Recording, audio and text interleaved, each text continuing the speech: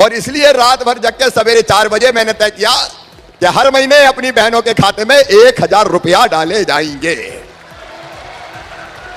और नाम मुझे सूझा मुख्यमंत्री लाडली बहना योजना। अब मेरी बहनों, यह साधारण योजना नहीं है। अच्छा, यह पैसा किनको मिलेंगे?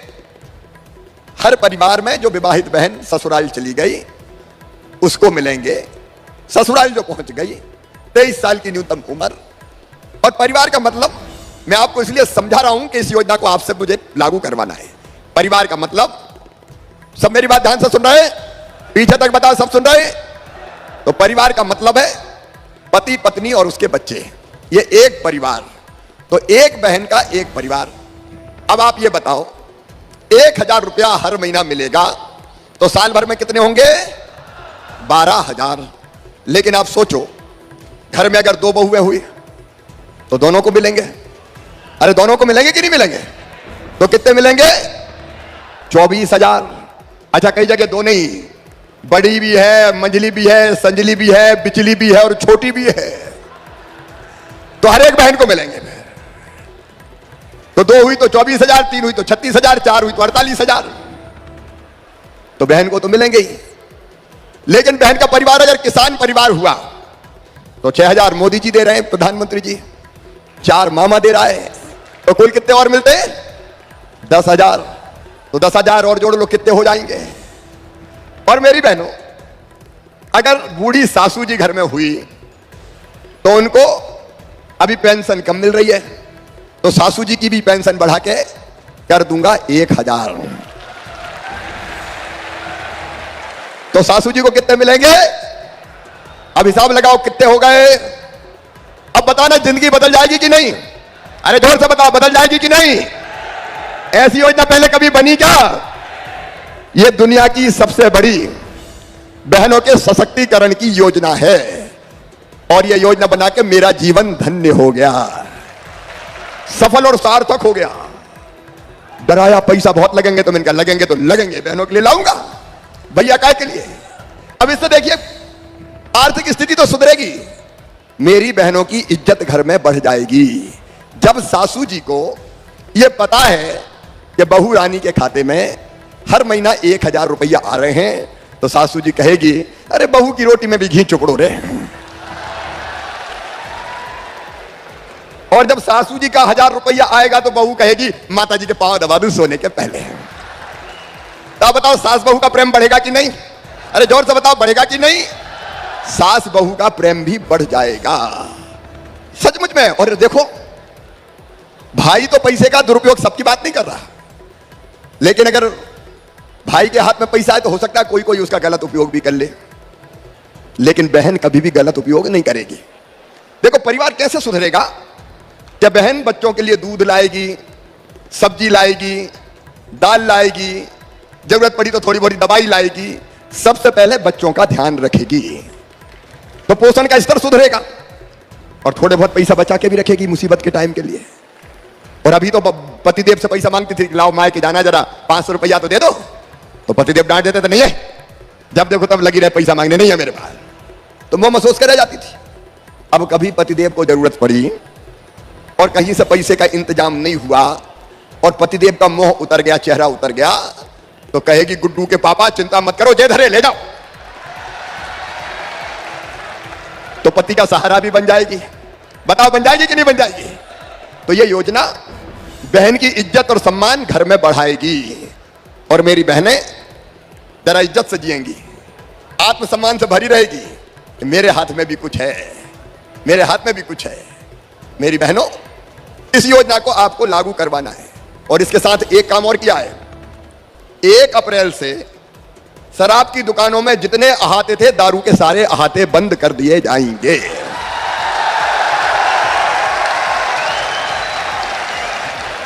बोलो, बंद कर देना चाहिए ना? अब ये दारू बड़ी खराब चीज है, ये इंसान को इंसान ही नहीं रहने देती।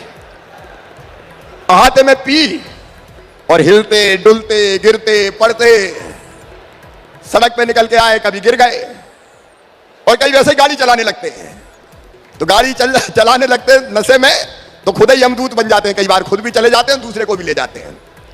और कई बार गड़बड़ भी करते हैं, छेड़ा छाड़ी, बहन बेटियों को परेशान करना।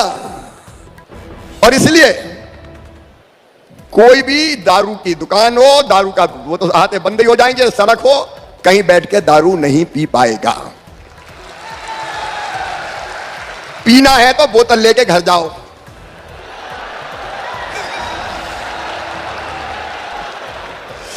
अब घर जाएंगे तो बेटा भी है बेटी भी है, अरे कुछ तो शर्म लगेगी कि नहीं लगेगी। अब बहनों से कह दूंगा जरा एक डंडा तैयार रखना। देखो ये नैतिक प्रतिबंध है, नैतिक प्रतिबंध, ताकि हम इस बुराई से भी बच सकें। और इसलिए हमको लाडली बहना जैसी योजना और बहनों के सम्मान के काम सारे करते रहना है मेरी बहनों। अब मैं एक सहयोग आपसे चाहता हूं सबसे, कि वैसे हम सब काम करेंगे, हम पानी बचाने का काम करेंगे, करेंगे कि नहीं करेंगे? हम पेड़ लगाने का काम करेंगे, करेंगे कि नहीं करेंगे? हम बिजली भी बचाएंगे, क्योंकि आपको बता रहा हूं मैं आज, बिजली पे हर साल सब्सिडी हम दे रहे हैं 24,000 करोड़ रुपया, तब बिजली मिल पा रही है सस्ती।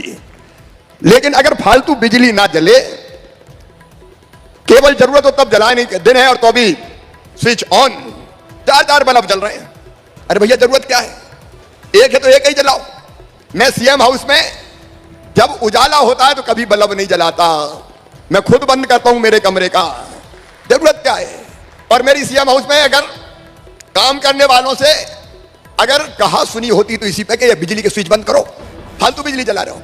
अगर ये फालतू बिजली जलना बंद हो जाए तो हम 5-6 हजार करोड़ रुपया की बिजली बचा सकते हैं। और इसलिए हम बिजली बचाने के लिए भी लोगों को प्रेरित करेंगे। जितने काम हमारे, बेटी बचाओ बेटी पढ़ाओ, नशा मुक्ति अभियान, ये सारे काम करेंगे। लेकिन अभी एक काम में मैं 1.5-2 महीना लगाना चाहता हूं आपको, बल्कि 3-4 महीना, इन कामों के साथ लाडली बहना योजना को जमीन पर लागू करवाने का काम। बोलो सब करोगे? सब बताओ करोगे? अब कुछ चीजें मैं लाडली बहना का इंप्लीमेंटेशन मतलब लागू करवाना कैसे होगा।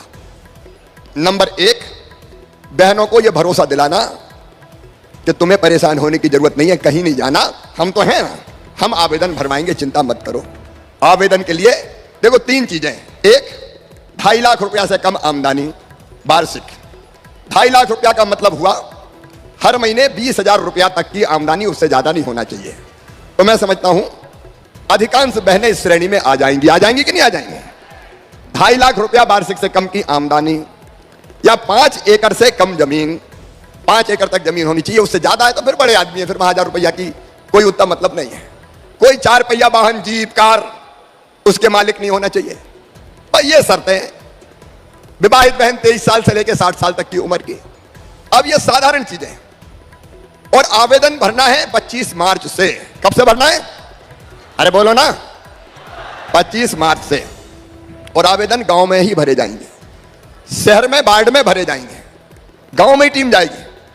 तो बहनों को एक बात समझाना, भी भग रही है, परेशान हो रही कई जगह कि वो मूल निवासी प्रमाण पत्र बनवा लो, कि आय का प्रमाण पत्र बनवा लो। ना तो आय प्रमाण पत्र की जरूरत है और ना मूल निवासी प्रमाण पत्र की जरूरत है, कोई जरूरत ही नहीं है। क्योंकि ये जरूरत लगा दो तो फिर भग रहे हैं बनवाने, और उसी में 100-200, 500 रुपया खर्चा कर रहे हैं। आप कहोगे फिर 2.5 लाख कैसे मानोगे? बहन अगर कह देगी कि मेरी आमदनी 2.5 लाख से कम है तो हम मान लेंगे कि 2.5 लाख से कम है, सीधी बात। आप बताओ, बहनों पर भरोसा करना चाहिए कि नहीं? अरे सब बताओ, बोल के करना चाहिए कि नहीं? तो केवल आवेदन टिक करना है कि 2.5 लाख से कम की आमदनी। कोई ने झूठ बताया होगा और शिकायत होगी तो उसकी जांच होकर कार्रवाई हो जाएगी। लेकिन हर एक शिकायत को प्रमाण पत्र लो, उसी में परेशान हो जाए, इसलिए कोई प्रमाण पत्र की जरूरत नहीं। वो बता देंगे, हम मान लेंगे। बहनें वैसे भी झूठ नहीं बोलती। और इसलिए हर गांव में शिविर लगेंगे, शहर के हर वार्ड में शिविर लगेंगे।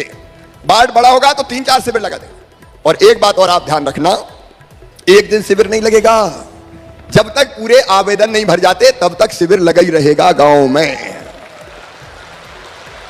तो बहनों को समझा देना कि परेशान मत हो, एक दिन में एक शिविर में 30-35 आवेदन भरे जाएंगे। क्योंकि केवल भरना नहीं है, मुझे आवेदन भरना है, बहन का फोटो खींचना है भाई, और आवेदन कंप्यूटर में ही भरवा दूंगा मैं। इसलिए कि बाहर धरे रहे तो कोई दबा के बैठ जाए और कहे कि लाओ 50 ले आओ, कि 100 ले आओ, तो मैंने कही चक्कर ही खत्म करो भैया। कई बार बेईमान कोई घुस जाए तो मामा क्या करे? और इसलिए जब तक सब बहनों के, पात्र बहनों के आवेदन नहीं भरे जाएंगे तब तक शिविर लगा ही रहेगा, चाहे 10 दिन हो जाए चाहे 15 दिन हो जाए। समझ गए मेरी बात? अरे समझ गए कि नहीं? तो सब बहनों को समझाते रहना कि चिंता काय को, आप लोग तय कर लेना वहां के प्रशासन से मिलकर, जनप्रतिनिधियों से मिलकर कि आज ये 30 बहन भरेगी, कल ये 30 भरेगी, परसों ये 30 भरेगी, तो घर का काम भी नहीं बिगड़ेगा और आसानी से फॉर्म भर जाएंगे। और आवेदन में एक बात है, बैंक अकाउंट चाहिए, आधार नंबर चाहिए। आधार नंबर लगभग सबके पास नहीं होगा तो बनवाने की भी पूरी सरकारी व्यवस्था करेगी। बैंक अकाउंट नंबर चाहिए और EKYC चाहिए, इसलिए कि पहचान हो जाए कि इन्हीं के खाते में पैसा जाए, कोई बेईमानी ना हो पाए। लेकिन एक बात और सुन लेना, अभी कई बहनें EKYC के लिए भाग रही थी, जहां जा रही थी वहां जा रही थी, कहीं नहीं जाना, यह भी समझा देना, EKYC भी गांव में ही करवाएंगे, ठीक है? अच्छा, एक और जानकारी नोट कर लेना, कॉमन सर्विस सेंटर, लोक सेवा केंद्र अलग अलग जो होते हैं EKYC के, ये फोन से भी हो सकता है। मैंने सबको जो EKYC बनाएंगे प्रति बहन 15 रुपया देने का फैसला किया है, इसलिए कि वो पैसा नहीं मांगने लगे। लाओ, अभी मैं गया था कल बुरहानपुर, वहां पता चला कि EKYC के ही 100-200 रुपया मांग रहे हैं, तो मैंने कहा FIR करके जेल भिजवाओ रे, छोड़ूंगा नहीं, ऐसे कोई बेईमान हो गया। उनसे मैं फ्री में नहीं भरवा रहा, मैं पैसे दे रहा हूं ना, 15 रुपया लो बनाओ, तो ये बिना पैसे के बनने होना है EKYC, ठीक है? सब समझ गए? और कोई पैसा मांगते दिखे तो खड़े हो जाना कि हम आए, कैसे पैसे मांग रहा हो, 181 पर फोन कर देना, तुरंत नौकरी खत्म कर दूंगा मैं।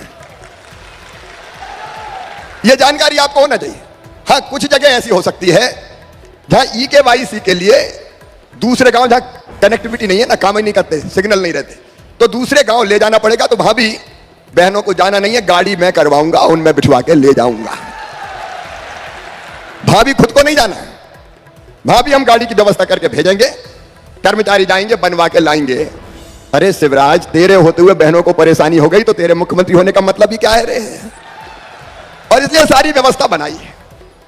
अप्रैल के अंत तक, 30 अप्रैल तक फॉर्म भरे जाएंगे, मार्च में मई में ये फॉर्म पूरे जो नाम आएंगे वो लगा देंगे पंचायत भवन में, या जो भी गांव में उपयुक्त जगह इनके नाम आ गए।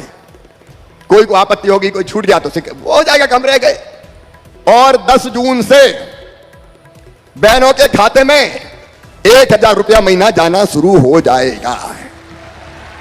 पूरा प्रोग्राम बना रखा मैंने। अब ये आवेदन भरवाना, EKYC करवाना और बाकी प्रक्रिया पूरी करवाने में आप सबका सहयोग चाहिए। बोलिए, सबका सहयोग मिलेगा? आप सब जुड़ जाएंगे तो फटाफट ऐसे काम हो जाएंगे। और ये बड़े पुण्य का काम है, देखो, यही धर्म पुण्य का काम है, लोगों की मदद करना, लोगों की सेवा करना, यही पुण्य के काम है। तो इसमें आप सबका सहयोग चाहिए। जहां जहां पेशा एक्ट लागू हुआ है वहां पेशा की ग्राम सभा बन जाए, शांति और विवाद निवारण समिति बन जाए, पेशा का लाभ वहां मिल जाए। कोई के खिलाफ नहीं है पेशा, कोई के खिलाफ नहीं। भाई गांव में लागू होगा पेशा, गांव में पेशा ब्लॉक में, शहरों में नहीं है, 89 ब्लॉक के पेशा ग्रामों में। और इसलिए उसमें भी आपका सहयोग चाहिए ताकि वो अधिकार दे दें। बोलो, सबका सहयोग मिलेगा? मेरे बहन और भाइयों, आपके सहयोग से मैं मध्य प्रदेश बदलना चाहता हूं। मेरी सांसें अगर आज चल रही है तो अपनी जनता के लिए चल रही है, अपने लोगों के लिए मैं जी रहा हूं, और बेहतर से बेहतर काम करके।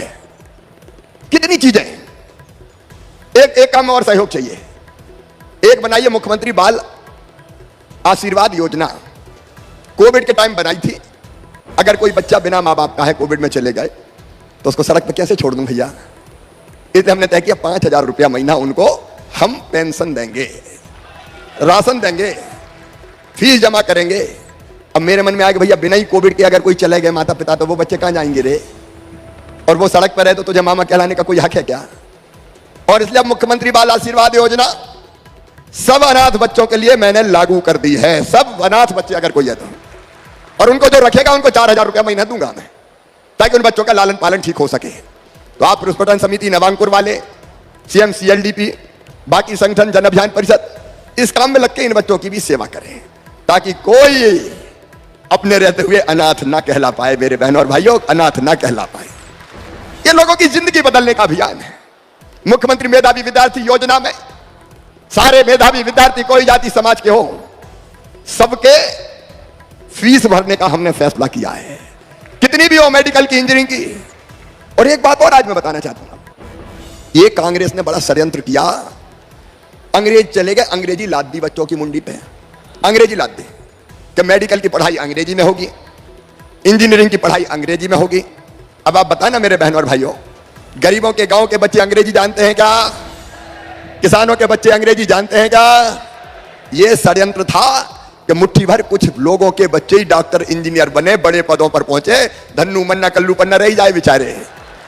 एक बच्चे ने पिछले साल मेडिकल में एडमिशन हुआ, उसके हम फीस भरवा रहे थे, साल भर बाद पढ़ाई छोड़ के आ गया। मैंने कहा पढ़ाई क्यों छोड़ दी? बोले मामा वो अंग्रेजी समझ में नहीं आती है ना, मासी टीटी घरे टुकरिया पीटी पल्ले नहीं पड़ रही है, तो हम तो छोड़ भागे। तब हमने तय कर दिया, इस साल मध्य प्रदेश में हो गया कि मेडिकल और इंजीनियरिंग की पढ़ाई भी मध्य प्रदेश में हिंदी में होगी, हिंदी में। बोलो होना चाहिए कि नहीं?